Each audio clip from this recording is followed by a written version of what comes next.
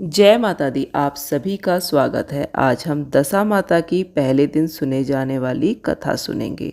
एक राजा था, उसकी दो रानियां थीं। बड़ी रानी के संतान नहीं थी, छोटी रानी के पुत्र था। राजा छोटी रानी और राजकुमार को बहुत प्यार करता था। बड़ी रानी छोटी रानी से ईर्ष्या करने लगी। बड़ी रानी राजकुमार के प्राण हर लेना चाहती थी। एक दिन राजकुमार खेलता खेलता बड़ी रानी के चौक में चला गया। बड़ी रानी ने राजकुमार के गले में एक काला सांप डाल दिया। छोटी रानी दशा माता का व्रत करती थी। राजकुमार दशा माता का ही दिया हुआ था। दशा माता की कृपा से राजकुमार के गले से सांप बिना नुकसान पहुंचाए चला गया। दूसरे दिन बड़ी रानी ने लड्डुओं में जहर मिलाकर राजकुमार को खाने के लिए दिया। राजकुमार जैसे ही लड्डू खाने लगा तो दशा माता की एक दासी का रूप धारण करके आई और राजकुमार के हाथ से लड्डू छीन लिए। बड़ी रानी का यह वार भी खाली गया। रानी को बड़ी चिंता हुई कि किसी भी तरह से राजकुमार को मारना है। तीसरे दिन जब राजकुमार फिर बड़ी रानी के आंगन में खेलने गया तो रानी ने उसे पकड़ लिया और गहरे कुएं में धकेल दिया। चूंकि कुआं बड़ी रानी के आंगन में था, इसलिए किसी को भी पता नहीं चला कि राजकुमार कहाँ गया। लेकिन जैसे ही बड़ी रानी ने राजकुमार को कुएं में धकेला तो दशा माता ने उसे बीच में ही रोक लिया। इधर दोपहर हो जाने पर राजकुमार ना लौटने पर राजा व छोटी रानी को चिंता सताने लगी। दशा माता को भी इस बात की चिंता हुई कि राजकुमार को उसके माता पिता के पास किस प्रकार पहुंचाया जाए। राजकुमार को तलाश करने वाले कर्मचारी निराश होकर बैठ गए।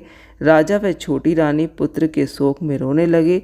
तब दशा माता ने भिखारी का रूप धारण कर लिया और राजकुमार को गले से लगाकर राजद्वार पर पहुंचा दिया।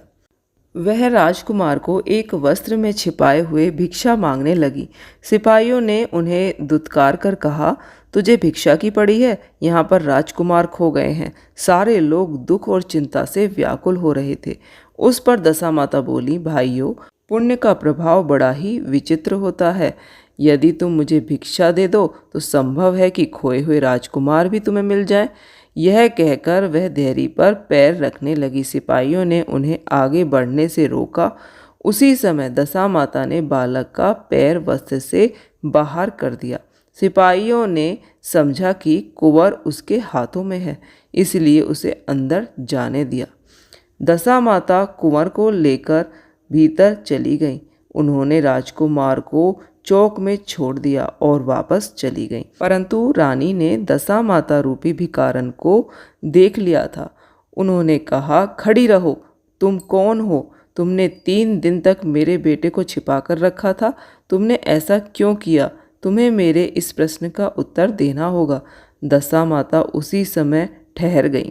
उन्होंने बताया कि मैं तुम्हारे पुत्र की चोरी करने वाली नहीं हूँ। मैं तो तुम्हारी आराध्या देवी दशा माता हूँ। मैं तुम्हें सचेत करने आई हूँ कि बड़ी रानी तुमसे ईर्ष्या रखती है। वह तुम्हारे पुत्र के प्राण हर लेना चाहती है। एक बार उसने तुम्हारे पुत्र के गले में काला सांप डाला था, जिसे मैंने भगाया। दूसरी बार उसने विष के लड्डू खाने के लिए दिए, जिन्हें मैंने उसके हाथों से छीन लिया था। इस बार उसने राजकुमार को अपने आंगन के कुएं में धकेल दिया था और मैंने इस बीच में ही उसे रोक लिया, उसकी रक्षा की। इस प्रकार मैं भिखारन के वेश में तुम्हें सचेत करने आई हूँ।